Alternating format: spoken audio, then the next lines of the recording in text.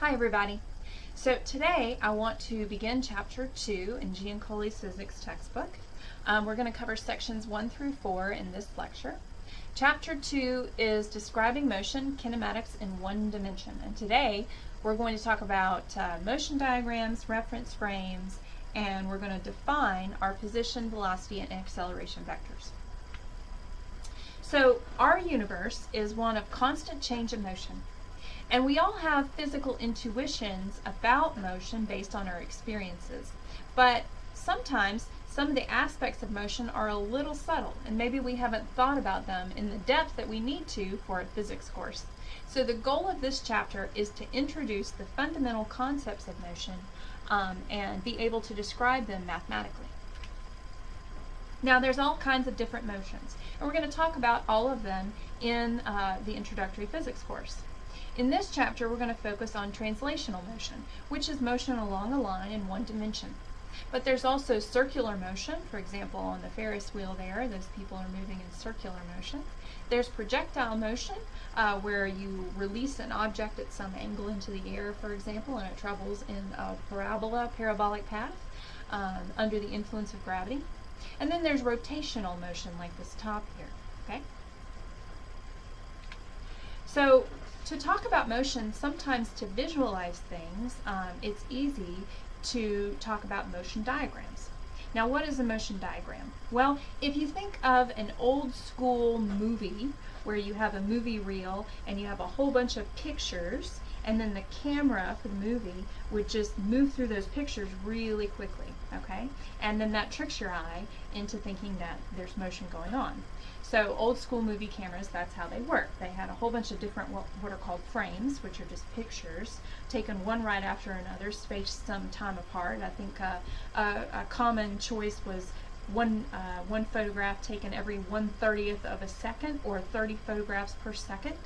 And then you can see, for example, in this movie of a car moving along, that it looks like the car is just marching to the right in each subsequent film. And then they rolled through them really fast and you saw the car move, okay?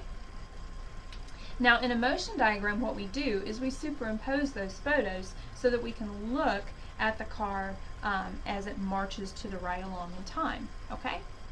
So it's a composite photograph, in other words, showing the object's position at several equally spaced instants of time. It's very important in a motion diagram that the time interval be the same, okay, in between all of those pictures. Otherwise, you're really not sure how to describe it or what's going on. So if you look at the motion diagram here for different conditions, the top one is really simple. The ball's just sitting there. It's staying still, okay? So as time goes on, it still just sits there. Nothing's happening. On the other hand, the guy on the skateboard underneath the ball is clearly moving to the right, okay? So there's a time interval in between is the same. The distance in between each picture of the guy is the same, okay? So that means that he's traveling at a constant speed. He covers the same amount of distance in each of those amounts of time, so that's a constant speed. The lady underneath is looks like she's starting some kind of race, okay? So the spacing in between her neighboring pictures in time is close together at first, but then her spacing gets further apart as time goes on. So that means that she's going further in the same amount of time between frames, and that means that she's speeding up.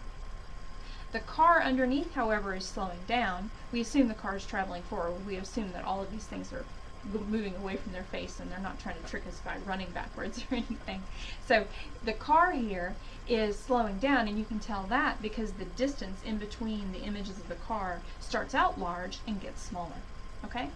Now, although we're not covering this in this chapter, we're covering it in the next chapter. If you have two-dimensional motion, then you could have a change in the distance in the x and the y directions between frames. So for example, here the basketball, there's an arc going in the basketball as it's thrown upwards, and you can see that the spacing in the x direction is, or the horizontal direction, is the same in between each of the frames, indicating the velocity in the x is uniform, or moving at a constant speed. But in the vertical direction, that's not the case, right? So at first, On the far left-hand side, the spacing in between the basketball in the vertical direction is large. It gets smaller as it reaches the top of the arc, and then it gets large again. Okay, so in the y direction, it's going fast at first, then it slows down, then it speeds back up as it starts to fall back down. And that runs along with our intuition there and what we know from playing on the playground and things like that. We're going to use what we call the particle model in physics to talk about translational motion in this chapter. What does that mean? Well, it means that even if you have an object that's got extent to it, like a person with arms and hands and legs and feet, right? Then you're just going to consider what the motion of their center is, okay? So let's say, for example, my center of mass is very near my hips. So I'm going to talk about what my motion is just at my hips, at my center. And then that way, for example, with the woman that was running the race, maybe she's pumping her arms as she runs.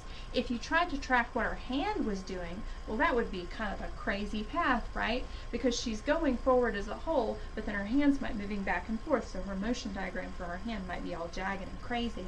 But the motion of her hips is a lot easier to predict and track, okay? So that's where the particle model can be quite useful.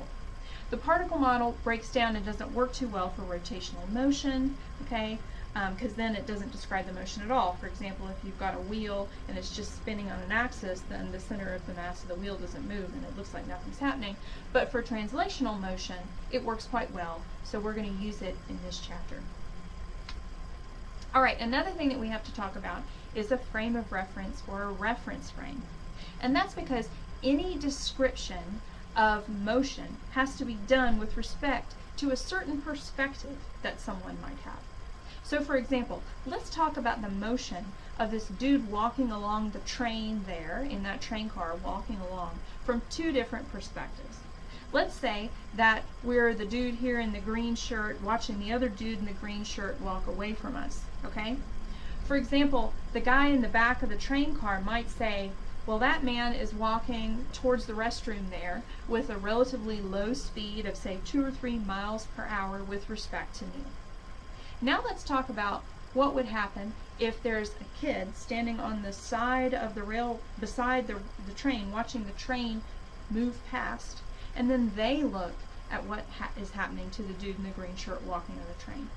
The kid on the side looking at the train would say, wow, that guy's going really fast. Why is that? Because the train itself is moving at, say, 60 miles per hour. And then the guy is also walking on the train. So the kid would say, hey, that guy's moving at 63 miles per hour. And that's a very different answer from what the person on the train would give. So it's very important to define what frame of reference you're using when you do any particular physics problem. Okay? So that's really important. So what does a frame of reference really mean? Well, it means that you have to choose where your coordinate system is located, where its origin is, in other words, and then what direction the axes are pointing. All right? So, for example, if we're talking about this basketball moving in an arc towards the goal there, all right, you might put the origin of the coordinate system at the first position of the ball, right there. So let's just say that you put it right there, okay? Which would be a logical choice, I guess, if you were trying to track the motion of the ball, okay? So you put your origin there, you put your x-axis parallel to the surface of the court, and you put your y-axis pointing straight up. Maybe that's a nice choice for you, all right? Now you describe the motion of that ball with respect to that particular origin. It would be a very different physics problem, for example, if you put the origin on the moving ball. Then it would look like the ball wasn't moving at all, but the people in the audience were moving. So that would be a crazy choice, right? Okay, so once you've chosen the origin of your coordinate system, then you can talk about the position of the object with respect to that origin. Oftentimes we refer to the position of the object with respect to the origin as the position vector, okay? It's really just the coordinates of that object with respect to it. So, for example, in a typical Cartesian coordinate system, you might say, well, at time t is equal to 0 when the ball is first thrown, the coordinates are 0, 0. And then it moves up by 2 meters and moves over to the right by 1 meter, so the coordinates of that new position are 1 meter, 2 meters, okay? So really that's what we mean by a position vector. What are the coordinates? of that object. Okay? Now sometimes we refer to the position and we draw a vector or an arrow from the origin of the system to the position of the object at some later time. Okay? So, for example here, we've got in frame 4 where the position of the ball is, and we draw a blue arrow in this case from the origin where the ball was at in the beginning to where it's at frame 4. And you can say, well, it's 15 meters from the origin at some angle of 37 degrees. Okay? So that's its position vector. You could use polar coordinates, in other words. You don't have to stick to the Cartesian. Now, a vector quantity has both a magnitude, which is a size or a numerical value, and a direction that describes it. Okay? You might remember from Despicable Me, the villain, his name was Vector, right? Because he committed crimes with both direction and magnitude. Okay, so that's what a vector is. It's got direction and it's got a magnitude. All right? Scalar quantities are things that only have a magnitude. All right? So, for example, if I said I ran 3 miles today, that would be a scalar. But if I said I ran 3 miles going east, that would be a vector, because I've got a magnitude and a direction associated with it.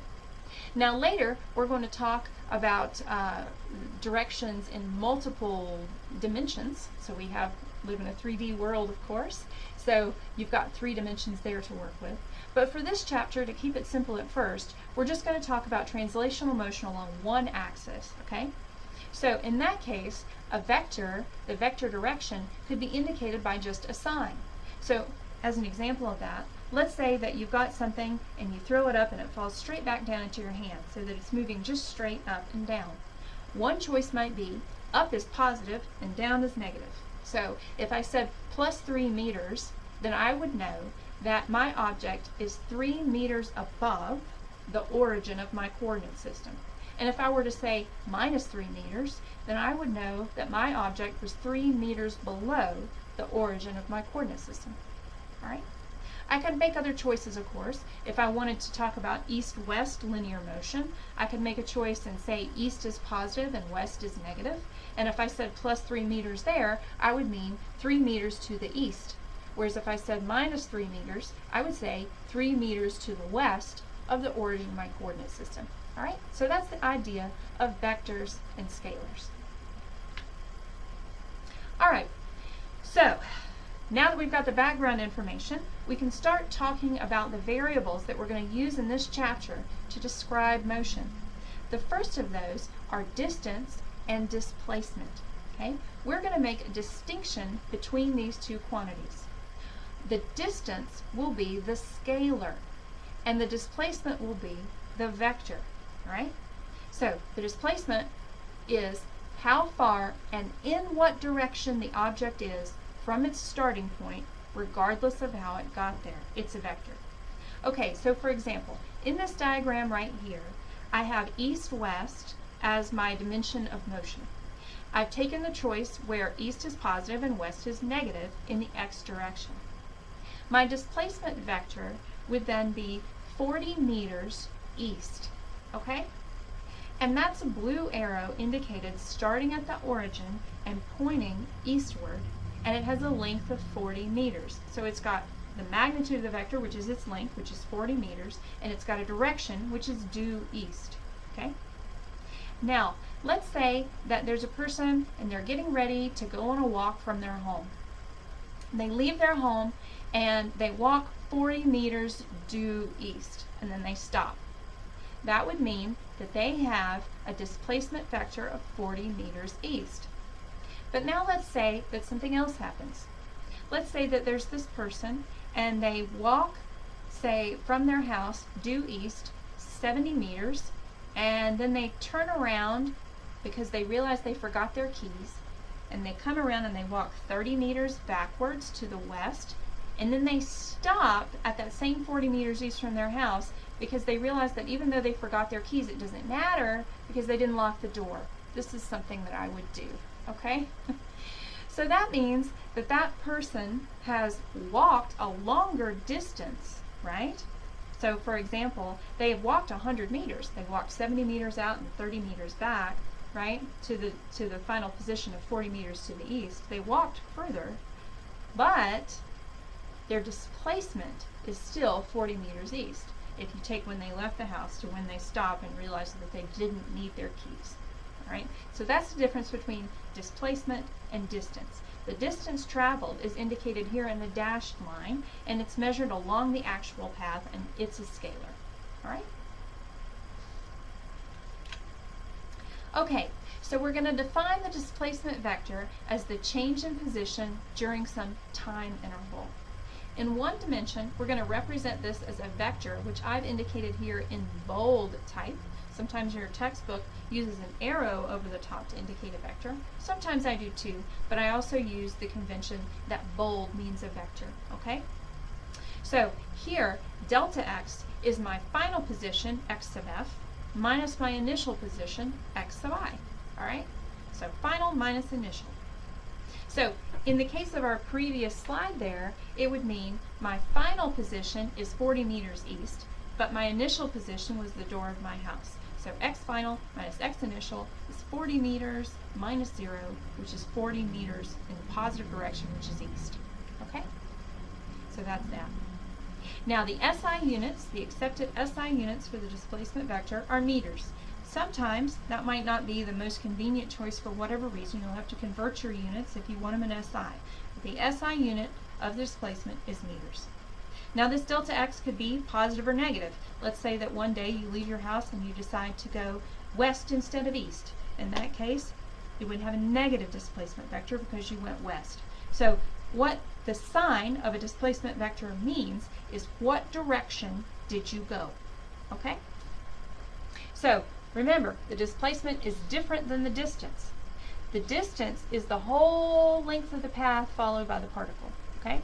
So for example, let's say that you start your clock, you leave your house, and you kind of jog north and south a little bit, picking up trash or doing whatever, but you still end up 40 meters due east. Well, you've walked more than 40 meters because your path was kind of erratic, but your displacement vector is just a straight line 40 meters due east. So your displacement would be 40, but your distance traveled might be larger than that. Okay? So our displacement here is written delta x, x2 minus x1, or x final minus x initial. In example 1 here, the displacement is in the positive direction. You started off at 10 meters from the origin, and you ended up at plus 30 meters from the origin. Okay? So that's a positive displacement. But a negative displacement just means you're walking the other direction. So this person started at x1 equals to 30, and they ended up at x2 equals to 10. So the person on the left had a plus 20 meter displacement, whereas the person on the right had a minus 20 meter displacement. But it's just meaning what direction did you go. All right, so let's talk about the distance versus displacement thing a little bit more, okay? Let's assume that you got a football player doing some drills, and the player moves from one end of the football field to the other, back to the original position, right? So they're running all the length of the field and coming back. So the distance traveled is twice the length of the field because they had to run the whole length of the field and they came back, say 200 yards. Distance is always a positive amount. How much did you run? The football player would say 200 yards. But what's the displacement? Well, if the football player started and ended at the same place, it's 0, right? Because the final minus the initial position, it's the same number. So that's 0. Right? So displacement, distance, not the same thing. All right, enough about that. Let's talk about velocity, okay? So velocity is a term that we're going to use. That's the vector quantity, whereas speed is the scalar. Speed is how far an object travels in a given time interval, and it's always a positive number. How fast did you run? I ran 6 miles per hour. That's a speed, okay? So that's how far you've gone, the distance that you've traveled, divided by the time elapsed, okay? So for example, I talk about speed and distance when I talk about the runs that I take each day. I leave my house, I go for a run, I come back to my house. my displacement is nothing, right? But the distance that I've run is, say, 3 miles, for example, and then I did that in, say, 30 minutes. Okay? So that's difference between speed and velocity, which we're going to define now. Because the velocity includes directional information. Okay? We're going to use plus and minus signs again in one dimension for the velocity. The average velocity is the displacement divided by the time elapsed. Okay? So that's our displacement vector. So for my run, I would have to say that my average velocity was 0, because I started and I ended at the same place, the door of my house. So I didn't really go anywhere, right? If you compare when I started to when I left. So my average velocity was 0, because my initial and final positions are the same. Whereas my average speed might be 6 miles per hour, okay? So that's the difference between speed and velocity. Average speed, total distance divided by total time. Average velocity, displacement divided by time. Average velocity is the vector, average speed is the scalar. The SI units for speed and for velocity are meters per second. You're taking a distance and you're dividing by a time. The SI unit of distance is the meter, the SI unit of time is the second. Let's do an example problem with this. Let's say that we have a woman who runs 100 meters east in 12 seconds and then turns around and jogs 50 meters west in 30 seconds. So what was her total displacement and the total distance? And what was her average speed and her average velocity for that trip? Okay, well, the distance, she ran 100 meters east and then 50 meters west. So that's 100 meters plus 50 meters is 150 meters. But for displacement, if you put her origin at the beginning of her run, and then you say that east is positive and west is negative, then she ran plus 100 meters and then minus 50 meters, okay? So that is just a displacement of 50 meters in the east direction.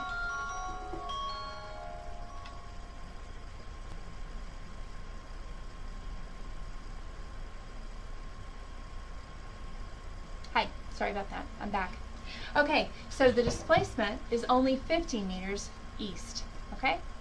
You can also look at the displacement as the final minus the initial position. Her final position is 50 meters to the east. Her initial position was 0. So 50 meters minus 0 is plus 50. Okay? So that's the distance and the displacement for that woman's run. So that means that the calculation for the speed and the velocity are going to be slightly different. The speed would be the total distance traveled divided by the time. So that means you've got 150 meters that she traveled in 42 seconds. I got the 42 from the fact that she ran the 100 meters in 12 seconds and the 50 meters in 30 seconds. And 30 plus 12 is 42. So here we have a speed of 150 meters divided by 42 seconds, which is 3.6 meters per second for the whole trip. Okay? Her velocity, though, would be the displacement divided by the time. So the displacement would be plus 50 meters, because that was her displacement vector. The plus refers to the fact that her displacement was east. Okay? Also divided by 42 seconds, because the time didn't change. It's still 42 seconds. So plus 50 meters divided by 42 seconds is plus 1.2 meters per second, and the plus sign, of course, means east. So you could also put it as 1.2 meters per second east. Okay? Okay, now we also want to define another important quantity for understanding motion, and that's our acceleration. Now, because velocity is a vector, it can change in two different ways. The magnitude can change, and that means that the speed has changed, right? Or the direction can change, and that means that, say, you were starting running east and you turned north, okay? So that also changes your velocity vector, because the vector has direction and magnitude, right? So you can change either the direction or the magnitude or both. So that's the different ways that a velocity vector can change. Let's concentrate for now on the first case, which is a change in speed. Well, the acceleration is going to be the rate of change of velocity, all right? So we're going to define the acceleration. We're going to call it A, okay? And you could either put it in bold or put an arrow over it, or both, as I did here. And the average acceleration is the change in velocity divided by the change in time. So that can be written v final minus v initial divided by t final minus t initial. You could also use deltas to symbolize the change, and you would write that as delta v divided by delta t. Okay? Now, because we're changing a velocity, which is a vector, your acceleration is also a vector. It's going to have a direction associated with it in addition to a magnitude. Okay? Let's look here at the motion diagram for this red car. And let's say that the car starts off at time t is equal to 0 with no velocity. It's at a stop, for example, maybe at a stoplight. The light turns green and then the car starts and it accelerates. It changes its speed. So at time t is equal to 1 second, it's now going 15 kilometers per hour. At time t is equal to 2 seconds, it's going 30 kilometers per hour. And at time t is equal to 5 seconds, it's going 75 kilometers per hour. Alright? So you can see that the car is getting further and further apart as time marches on because its speed is increasing, right? Its speed is increasing. It's accelerating, okay? So, if an object's velocity and an acceleration are in the same direction, if you can draw the vectors in the same direction, that means the object speeds up. If the object's velocity and acceleration are in the opposite direction, that means the object slows down. Okay? Acceleration is a vector. So although in one-dimensional motion we only need sign to indicate direction, you should still remember and think of it as an arrow that points in a specific direction. In this chapter, in one dimension, you're going to have motion along a line. So you're going to think of that arrow as, say, pointing east or west, or up or down, depending on what the problem says. So here, let's talk about a different car. This car at t is equal to 0 is going 15 meters per second, but this car is slowing down. The acceleration vector then points left, even though the car's velocity vector points right. Okay? So what that acceleration vector acts to do is slow the car down, change the speed. Okay? Its acceleration is in -2 meters per second squared to the left. And so at 5 seconds later, that car has a lower speed of 5 meters per second. Its velocity is 5 meters per second to the right. So it's not changed direction, but it has slowed down here, okay? Because the velocity and the acceleration are in opposite directions, that car slows down. You could see that as delta v divided by delta t is equal to the acceleration, okay? So if you do final velocity minus initial velocity divided by change in time, you have here that the final velocity is 5 meters per second plus 5 meters per second. And then you subtract off that 15 meters per second from the initial. So it's plus 5 minus plus 15, and that gives you -10, right? And now you divide that -10 by the time, which is 5 seconds, and you get -2 meters per second squared. All right? So that's plugging in to that equation to show you that the velocity and the acceleration pointing in opposite directions means that the car has to slow down. There's a big difference, though, between negative acceleration and deceleration. Okay? So negative acceleration is an acceleration vector that points in the negative direction. So for example, the acceleration vector could point west, which we've chosen as negative. Okay? Deceleration is a word that means slowing down. Decelerate, right? So that's the difference there. Alright, so for example here, deceleration occurs when the acceleration is opposite in direction to the velocity. So here we have a car going to the left in the negative direction, right? So its velocity at time t1 is -15 meters per second. Its speed is higher. Its speed is 15 meters per second. It's going left at 15 meters per second.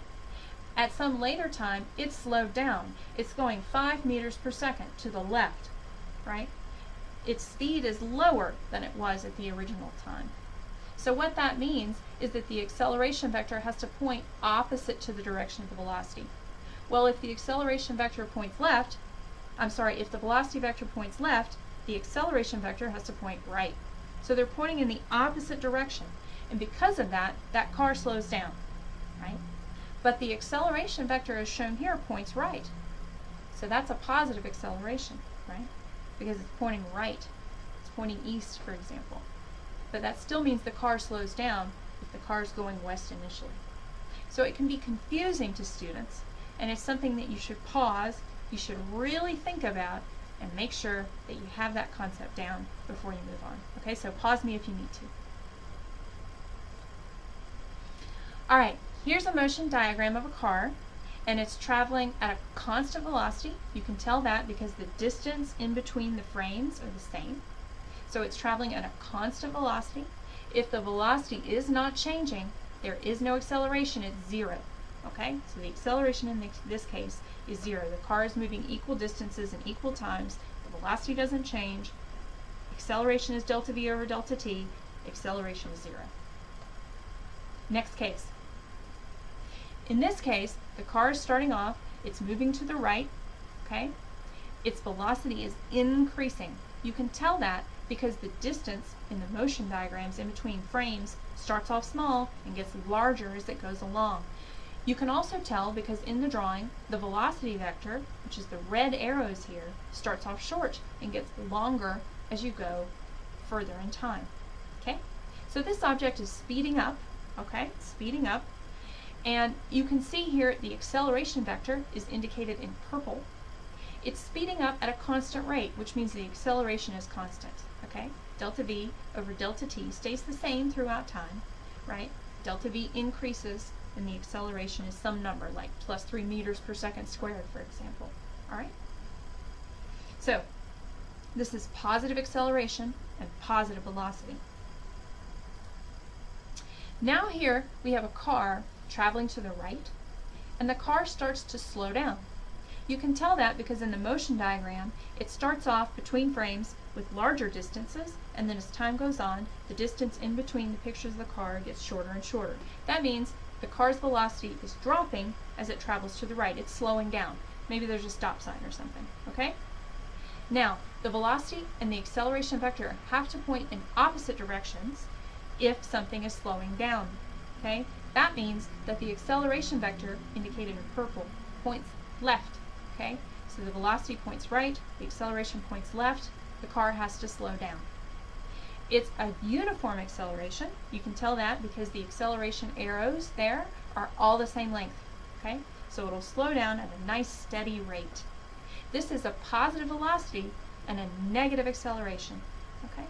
So I hope you understand some of the distinctions there, which way the velocity and the acceleration vectors have to point. If you want an object to speed up, the velocity and the acceleration vectors have to point in the same direction. If you want an object to slow down, the velocity and the acceleration vectors have to point in opposite directions.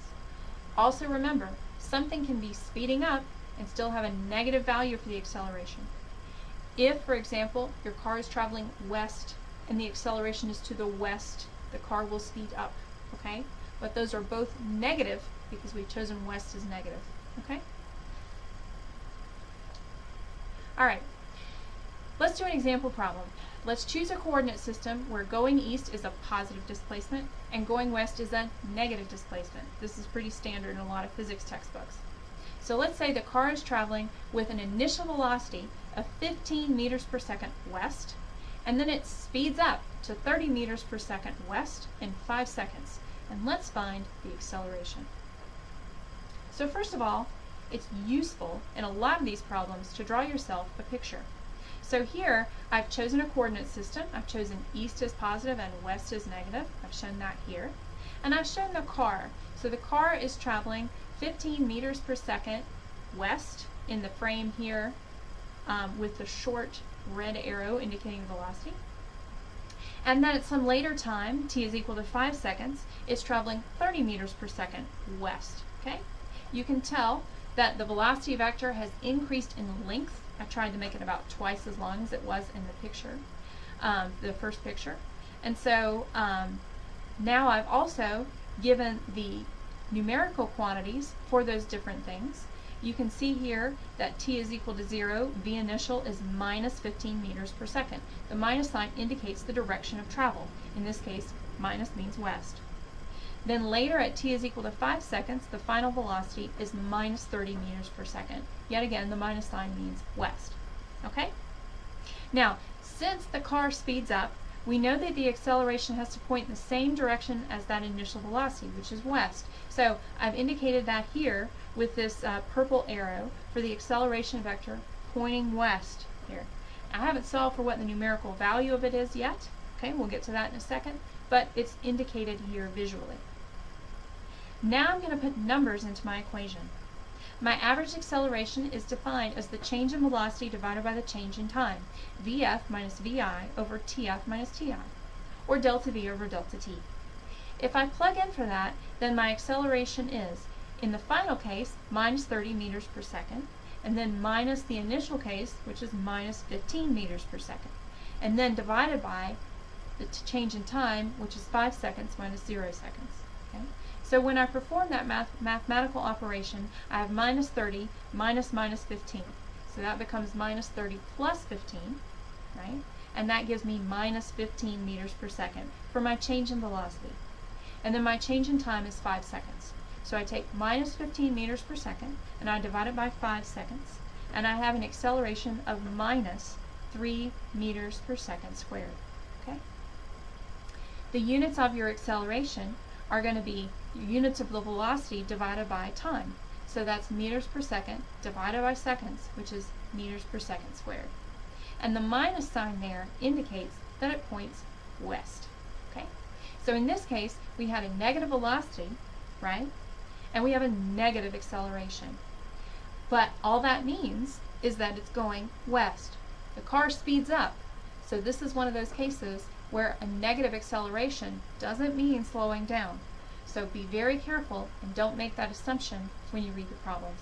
Remember, the sign indicates the direction. All right, thank you. That'll do it.